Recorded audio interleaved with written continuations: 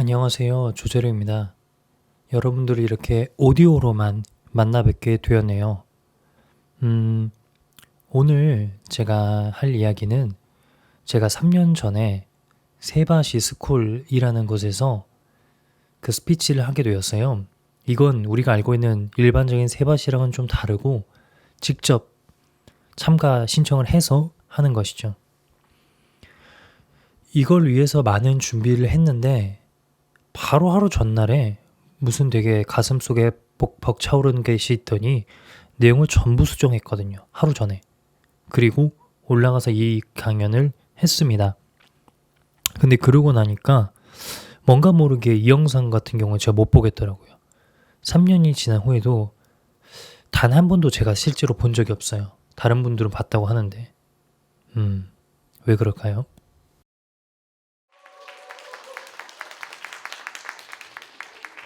네, 안녕하십니까. 제가 시작하기 앞서가지고 아까 저 안에서 긴장 풀려면 이렇게 하래요. 그래서 제가 엄청 댄스를 췄더니 약간 지쳤어요. 그 점 좀 양해 좀 부탁드립니다. 네, 그러면 시작하겠습니다. 여러분, 그 바카스 광고 혹시 기억나시나요?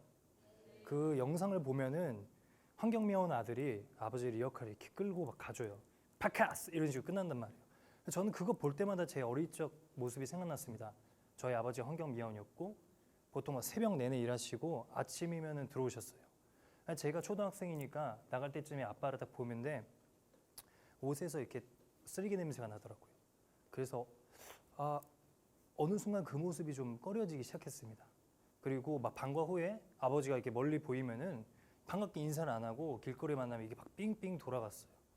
저의 뿌리를 인정하고 싶지 않았죠. 그리고 저희 어머니는 또 지체 장애자예요. 저를 낳다가 풍에 걸려가지고 그렇다는데 그래서 시장이랑 갈라치면은 제가 항상 엄마의 손을 이렇게 잡고 갔어요. 한번 생각해 보세요. 제가 초등학교 한 1학년, 2학년 때부터 계속 그랬거든요. 엄마 손 잡고 한 손에는 막 짐 막 이만큼 들고 하니까 시장 사람들이 엄청 칭찬하는 거예요. 와, 효자다, 착하다.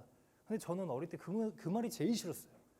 말로는 막 칭찬하는데 그 눈에서는 값싼 동정이 느껴졌고 그게 저는 너무나도 힘들게 느껴졌어요. 환경미화원의 아들, 지체장애자 아들, 그 모습이 저한테는 굉장히 큰 열등감을 작용했고 그 괴물이 저를 막 집어삼기 시작했습니다. 사실은 저희 집이 그래도 굉장히 여유롭게 살았어요. 환경미화원 월급이 셌거든요. 300만 원이 넘더라고요, 항상. 그렇다 보니까 제가 달라는 건 뭐 다 사줬는데 이 경제적 풍요로움이 제 마음속에 열등감을 이렇게 억누러주지 못하더라고요. 왜냐하면 저 개인적으로도 굉장히 힘들었기 때문이죠. 중학교 때 이게 공부를 안 했고 못했고 그러다 보니까는 막 꼴등해서 두 번째를 너무 많이 했어요. 평균 70이 안 넘는 거예요. 심각하다. 몸도 왜소했고 자신감도 없고. 근데 사람이 열등감에 계속 찌들어 사니까 막 분노가 막 치밀어 오면 생각이 든 게 이놈의 인생 한번 바꿔봐야겠다. 이 빌어먹을 놈의 인생에 내가 한번 어퍼컷 날려보고 싶다라는 생각이 드는 거예요. 그 도전의 계기가 바로 고등학교 1학년 때 왔습니다. 제 친구가 저한테 하는 말이 야, 너 그때 이래서 대학 가겠냐? 그 말이 충격 막 아프게 들려야 되는데 나 대학 가고 싶다. 나한테 잘하라고 하나 보다 해서 그때 방학에 책을 막 이만큼 쌓아두고 아무 데도 안 가고 2달 동안 계속 봤어요. 뭐 공부하는 법 모르니까 보기만 했는데 보다 보니까 보이더라고요. 2학기 때 선생님 말씀을 들으니까 들려요. 들으니까 더 열심히 복습을 했고 복습을 했더니 평균 점수 한 20점 넘게 오르더라고요. 그래서 암기 과목을 다 맞았어요. 국영수는 여전히 막 별로였는데 그렇게 고3까지 점수가 쭉 이어졌습니다. 그리고 제 인생을 바꿀 또 한 번의 계기가 찾아왔는데 바로 중국 유학이었죠.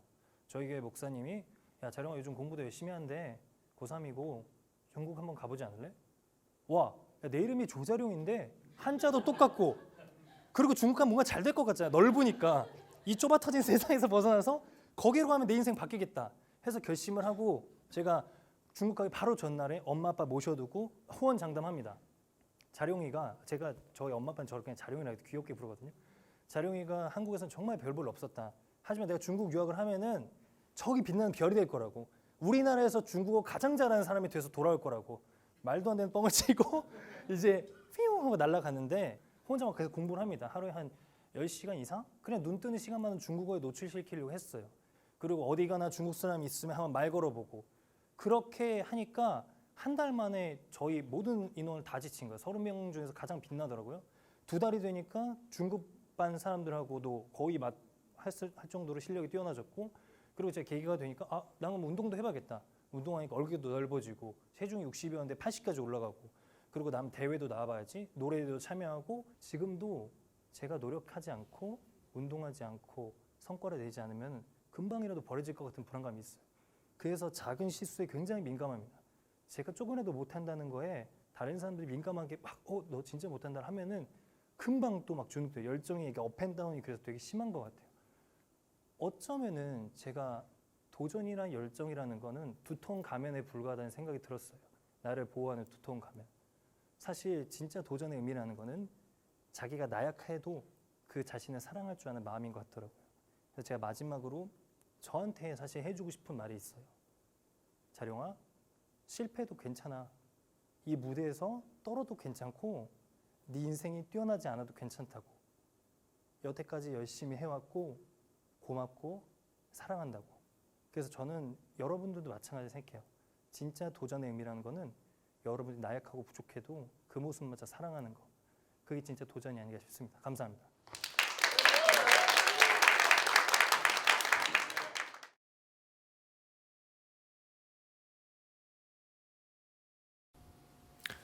어때요?